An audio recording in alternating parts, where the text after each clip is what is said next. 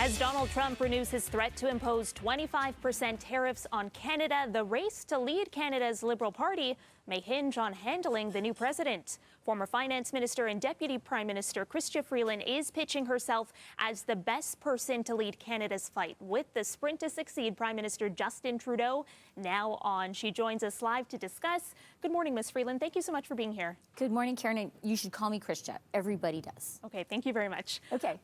You have focused your leadership bid on the Donald Trump threat.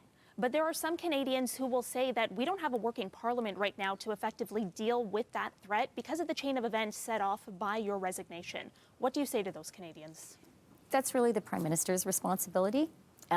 He made the choice to move me, to tell me he didn't want me to be Finance Minister anymore, and he made the choice to step down. But I think the good news for Canadians right now is we have a clear debate. We have a clear race, and we have a clear question. And you're right. The question is, who can stand up for Canada? Who can fight for Canada? And I know that I can do that because I've done it before, and I have a plan. We need to be strong, smart, and united. And, we need to realize for Donald Trump, for him, weakness is a provocation. The only thing he respects, the only thing he understands is strength. And so as Canadians, we have to recognize, yeah, we're nice. I think of myself as a nice person. But in our meetings, Donald Trump called me the killer. And I don't mind that because we need now to stand up and fight for Canada. We have leverage. We are the biggest market for the United States in the world, bigger than China, Japan, the UK, and France combined. We have to use that leverage. We have to show the Americans that if they hit us, we will hit back. And we have to say, guys, things are great with us right now. You are so lucky to have Canada as a neighbor, and we're happy to have you guys as a neighbor too. But if you decide to hit us, if you decide to hurt our economy, if you decide to start saying joke, not jokes, about us being the 51st state, we're not going to lay back and take it. And I know that that is a fight that I can lead because I've done it before. What would you do differently than what your former cabinet colleagues have laid out? And in particular, I've got to ask, because it's the politically divisive issue, energy exports. Where does the withholding or tariffing of Canada's energy fit into your approach? Let me start with what I would do today if I was Prime Minister. If I was Prime Minister today, I would publish a retaliation list.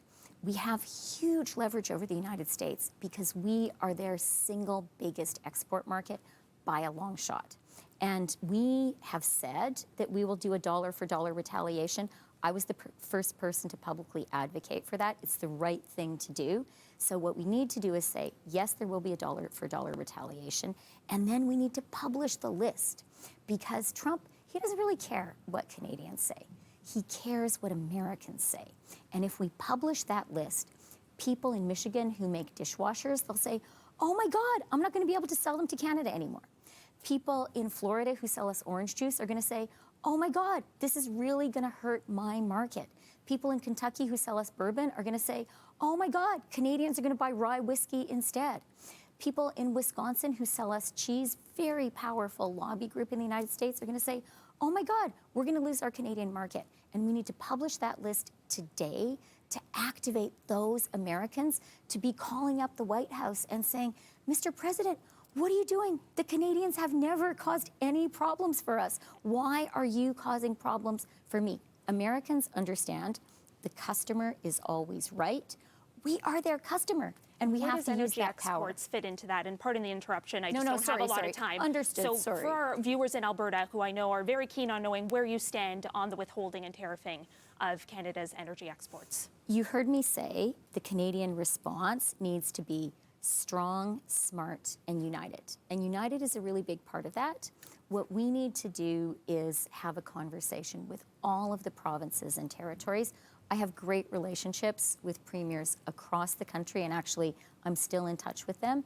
And what I would do if I were Prime Minister is travel to Edmonton, have a meeting with the provincial government, and say, look, Alberta is part of Canada. If 25% tariffs are imposed on Canada. That hurts Alberta too. Let's talk about a united effort, and I would work with the other premiers to get Alberta on board.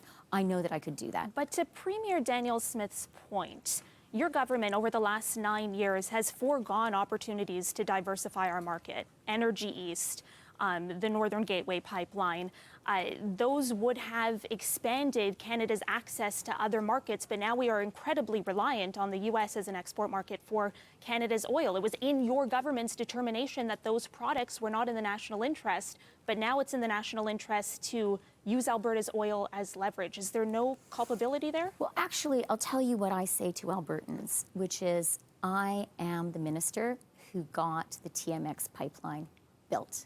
That was a huge project. It was a nation-building project. It would not have happened without the federal government, and it is diversification. It gives us a pipeline to the Pacific, huge and more important today than ever. And I would point out the Americans have not managed to build a pipeline to the Pacific themselves. So that trade diversification is something our government did, and actually something that I personally led and that I'm really proud of, because, and you know, I knew it was an important project while we were building it, but today we need it more than ever. I have like 30 seconds left. So very quickly, you are saying now you are going to axe the tax. That is something that you have ridiculed the Conservatives for when it comes to the consumer price on carbon. You have ferociously defended it. That's going to be a hard sell to Canadians. I disagree. I think, first of all, we all know climate change is real. We all know we need to act on climate, and I know all Canadians really get that. But politics is also about listening to people. And it's actually a wrong attitude to think you're always right and that your job is to tell people how wrong they are and how they don't understand stuff.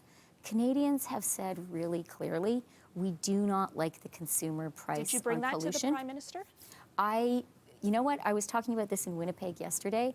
For me, the turning point was talking to Premier Wab Kinew in Manitoba. He is a great progressive leader, and I met with him right after he was elected. And the first thing he said to me is, could we do a deal on a climate plan for Manitoba that doesn't include a consumer price? And that was the moment when I said, yeah, I went back to Ottawa and I said, Manitoba, with a great new progressive premier, wants a new plan where consumers are not directly touched. That's the system we have for Quebec, right? Quebec has cap and trade, no direct price on consumers. That's what Canadians are telling us they want. And I think it's actually a very arrogant position for a political leader to think they know everything. If people are telling you something, you really have to listen. Ms. Freeland, thank you so much for your time this morning. Really appreciate it. I'm going to have to leave it there. Okay, and call me Chrystia next time, okay? Chrystia and I Freeland, appreciate thank you too. Thank you so much.